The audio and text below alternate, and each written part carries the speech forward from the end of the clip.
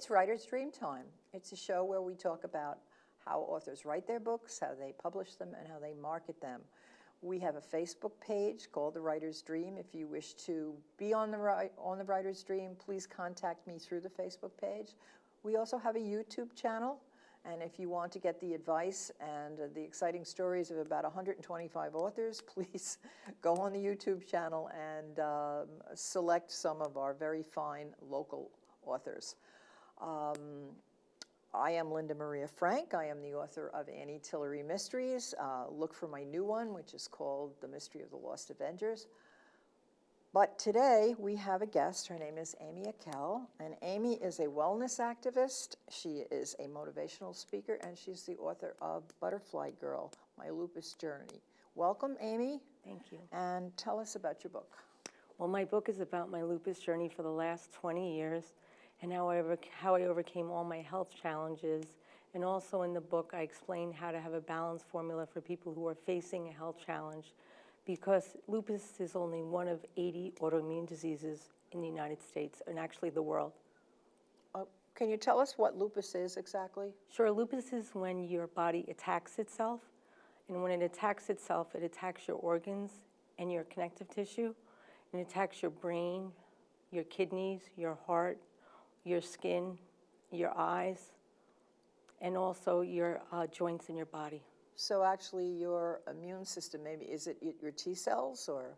It's your T cells, yes. And it's actually causing the disintegration of your organs. Yes. So it's, you're almost like self-imploding. Exactly. So how did you find out that you had lupus? Through a blood test through my doctor.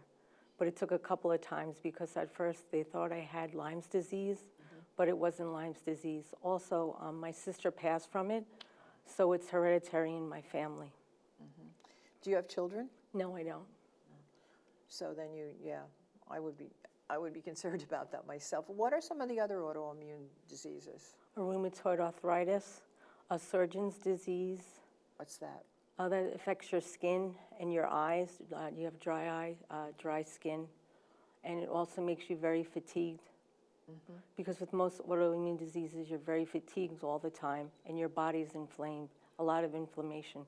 So probably people have these diseases and they don't even know it. They pass it off as something else. Right. But I'm assuming that lupus is not like that, because if your organs are beginning to be affected, what are some of the symptoms? Well, you're very fatigued. Your joints swell up. With me, I woke up one morning and my knees were the size of bowling balls and I wasn't able to walk. So that really affected me. That's how I knew something wasn't right with me. Also, you lose your hair.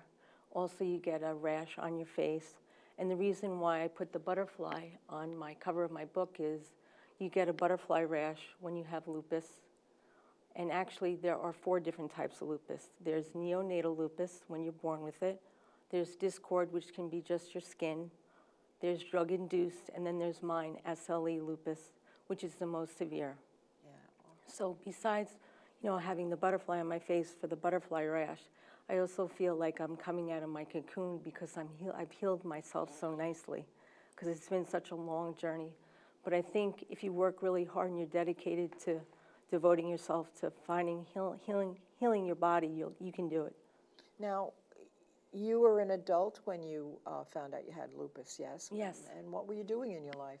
I was teaching. I was my tenure year in school, and that's when I woke up that morning when my knees were swollen, and I went to school because I had to, because when you receive tenure, you're not allowed to take any days off until after you receive tenure, as you know. I remember those days. Yes, so I went to school, and I was in agony, and I basically, I think I crawled to the office and said, can you call me an ambulance to take me to the hospital?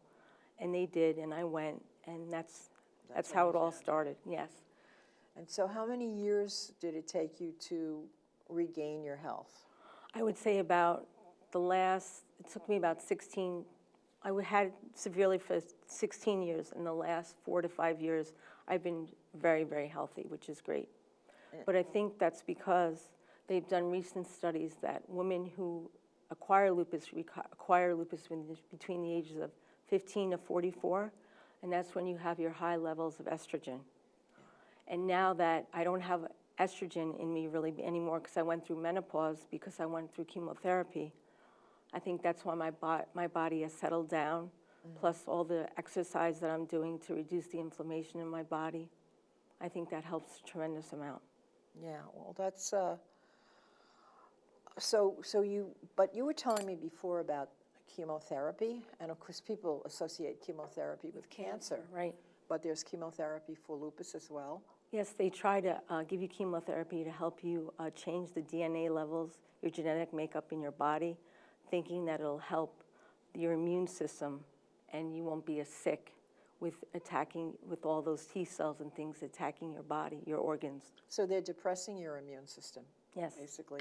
I guess all those commercials you see on television for drugs like Humira and whatnot, I guess that's what they're doing, because they say if you have a bad infection, don't take it. Right. So these are all very dangerous drugs. They're very severe drugs. Life-threatening to save your life. Yes. So what inspired you to write this whole story into a book? Well, I lost my sister, and then I went through my whole journey, and I just figured I could help somebody. And by writing my story, I feel I can help not only people who have lupus, but people who are facing an autoimmune disease or even a health challenge in their life. So basically, do you talk about the medical treatments? Yes, that I had. Okay, and I'm assuming because you're a motivational speaker and a wellness activist that you're promoting psychologically what you have to do to get through an illness. Because I think the psychological aspect is just as important as anything else. Because if you don't have the right attitude, it really can work against you. So what do you suggest to people who are going through these illnesses? You need support. You need some support in your life, whether it's from your family or a support group. That's essential, because you need to have someone. If you're sick like I was, my mom was my support, and she was able to be there for me with the doctors and whatnot. And if you don't have that, then you have to designate someone for you to do that. So that's really important to have that support. Plus, I did a lot of reading. I did a lot of listening to self-help tapes. I've also done transcendental meditation, which has helped me out tremendously, because it's alleviated a lot of my fears and a lot of my anxieties. What's transcendental meditation? It's a type of a meditation where they give you a chant, a mantra, and you say that to yourself, and you can do it for 15 minutes in the morning and 15 minutes in the evening, and it's supposed to, and it has lowered my blood pressure. It helps with your focusing in your mind and whatnot, because when you have the lupus and all the drugs that I've been on, it gives you, one of the side effects is brain fog. So I had brain fog for many, many years. And since I've done the meditation and I've gotten off a lot of the medications, I don't have the brain fog anymore. So what other things? You had the meditation, the support group? I was listening to I keep a journal, I do a lot of writing. And I actually first started out writing a children's story, which I have also up on Amazon. So that was my first entree into writing my book. So I just didn't sit down and decide, basically to write a book. I had written a book before. So basically, while you were undergoing treatment, you were pretty well engaged in an activity that was positive. And I personally think that's the way to go. You have to, the more you're engaged in something positive, the less you are likely to fall into depression, think negative thoughts, and stuff like that. So can you tell me how long you've been off all of the chemo drugs? Well, I'm still on one chemo drug, but I've been off the other ones now for about 2 years. So, but when I went through chemotherapy, I also went through menopause right afterwards. And then I also, like I was telling you, I have neuropathy very badly in my feet. And the other thing is I wasn't able to have children because I wasn't told to save my eggs. So that's what I say to you. You have to be your own best advocate or have somebody help you through the process. It's important because there's so much going on, you don't know where to turn to. And when I was first diagnosed, there was no resources. So I think the other reason why I wrote the book is because people need a resource to go to and to look at, to know that if she made it through, I can make it through. Oh, exactly. Well, that's the message. But it's interesting that you said about saving eggs, because generally speaking, when somebody has cancer and the treatment is going to impact on their reproductive organs, they're given the option of Right. saving eggs or sperm. And I'm sorry that Yeah. you didn't have that option, but it's very nice that you're telling people to take that option. Yeah. Because at some point in your life, and the thing about saving eggs, to my way of thinking, is that's a really positive thought, isn't Right. it? It is. To think that I'm going to get through this, Right. and I'm going to have kids. And I'm Exactly. going to have my own kids. So I think that's really a beautiful, positive thing. So you're just taking one drug now, and how about dietary supplements? I take a product that's called Juice Plus. It's a whole food-based nutrition. It's just a capsule of fruit, capsule of vegetables, and a capsule of berries. And it's helped me out a lot. I have a lot more energy. Plus, I've changed my diet before that. I don't drink any soda. I don't have any fast food. I try to eat as much vegetables. I have a lot of fish and chicken, and I have meat once a week. Yeah, blue and purple food, they tell me. Yeah. The more colorful the food is, the vegetables and right. fruit are, you don't want purple meat. Right, Could be exactly. dangerous. Yes. But yeah, so healthy diet. And exercise. You look great. Thank you. You look absolutely great. Thank the you. picture is beautiful, but you look great. Thank you. And what are you doing now? Well, I exercise every day. If I don't get to the gym, I make sure that I walk. I do something because the exercise reduces the inflammation in my body. But I really don't have a lot of inflammation in my body anymore because No. I feel so healthy now. I almost feel like I'm back to myself before I got sick. Well, that's wonderful. So have you gone back to teaching? I substitute teach only now. And now one of your questions was that would be my next career.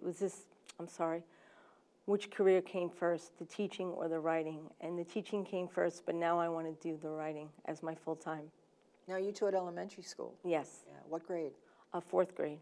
Oh, that's a great grade to teach, I think. The kids are really becoming little people, and they have a sense of what's going on in the world. And They're very sweet and innocent. yeah, and they're still innocent. Yeah. Yes. For my books, I have a lot of fifth graders who read my books, and very few fourth graders. It's a little too advanced, but I enjoy the fifth graders. So when I taught the upper grades. Right. And I like them too. It's kids are kids. So do you plan on going back to teaching? No, I don't plan on going back to teaching. I plan on doing my motivational speaking and doing more writing. All right, so tell us about your motivational speaking. Where do you do it? With what kinds of groups? Well, I just started it, and I've been doing a lot of motivational speaking to Juice Plus groups because I do the Juice Plus product, promoting good health and, living well. So you have a sponsor, actually. Well, I don't have a sponsor. I'm a distributor for it. Well, and I let people know about it, which is great. And I'm going to be starting at the library soon, giving motivational speaking. Right. Does Juice Plus give you some venues, suggest venues, support you in any way?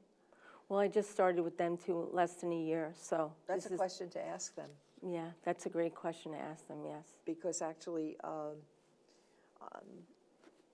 some of the guests that I've had on who do this kind of motivational speaking for health issues, there are a lot of companies who like to keep their employees healthy because it costs them less money as far as the health insurance goes. Right. And a lot of people don't think in terms of the long-term effects of keeping yourself healthy. Right. But in the long run, I mean, if you look into the field of geriatric medicine and how many illnesses elderly people have, a lot of them have to do with not having exercise, not having kept their weight down, not eating the proper food. So it's an important message for everybody, really. Right. Do you plan to speak in schools? Because I think this is a motivational story that doesn't just resonate with people who had lupus, but I think it's the fact that you overcame this disease. Right. And that's my message. It's not only for people who have lupus, but for anyone, really. And the thing is, I would like to go to schools. The elementary school that I teach at, they invited me to come, so maybe in the fall I will do it for them. But I think I do it for like the fourth and the fifth graders, because I think the younger grades, not that they would understand, but I think it's more of a subject for a little bit of an older child to understand. Probably. Although they are in schools and other places, trying to encourage the kids not to. I mean, even in schools now, you can't buy candy. There's no candy machine anymore. No. Which is really, really good. They're doing their best to change the nutritional nightmare that was the school lunch Right. into, ate it for years, into something healthy. Right. What about the Lupus Foundation? I've been working with them too. The SLE Lupus Foundation in New York gave me an endorsement for my book, which is wonderful. And in the fall, I'll be doing some speaking for them too. Okay, so how is your book organized? My book is organized by... You can pick it up. Okay, great. There are 10 chapters in it. And my first chapter is a little bit about me, a little bit about lupus. I explain what lupus is, what we talked about in the beginning, the types of lupus, beginning of my journey, how I got it, continuing my journey, all the things that I went through, but just the major points, not every little detail. On my roller coaster ride, the rough moments that I had with the chemotherapy and whatnot. And also, I didn't explain this to you, also I had shingles in my eyes 4 times. So. Yeah, I have a friend who has a treatable but incurable form of lymphoma, and it makes her prone to all kinds of infections, and she is suffering. This is her 4th month with shingles. And it's very painful. Oh, yeah, she's, you know, I speak to her often, and she's in a lot of pain. There's a shot for it. People should know about that shot. There is, but I can't take it because if I take it... Of course not. She can't either. It'll give me a flare-up. Yeah, it'll activate something else. Yes. Yeah, she can't either. I was very happy that, well, I don't have any of those, thank you, God, Right. Any of those diseases, but I got the shot. And I hear about people getting shingles, and it's like a nightmare. It's Yes. a very, very painful illness. And I did have chickenpox when I was a kid. Yes. That was bad enough. All right, so I'm sorry. Okay, so the next chapter is no pain, no gain. So if you don't persevere through what you need to get through, you're never going to get ahead. And then slow change. It took me a long time to get to where I am. And determination. I have a lot of determination, and I think my best characteristic is I have a lot of perseverance. Because if you don't have perseverance, you're not going to be able to get to what you want. That's true in everything, and that's a good lesson right there. A lot of the chapter headings that you're talking about are just life lessons that we all need to, because every one of us is going to come across some sort of trial in our life, something Right. that we will have to overcome and heal ourselves. Yes, exactly. Even if it's just, I mean, I won't say it just the loss of your sister. Right. The loss of a sibling is traumatic, and that's something that you have to put some effort in to get past. Right, exactly. So I think that this book probably has something to offer for everyone. Yes. Go ahead. And then I have my balance formula with my diet and the exercise and drinking lots of water. What people don't understand is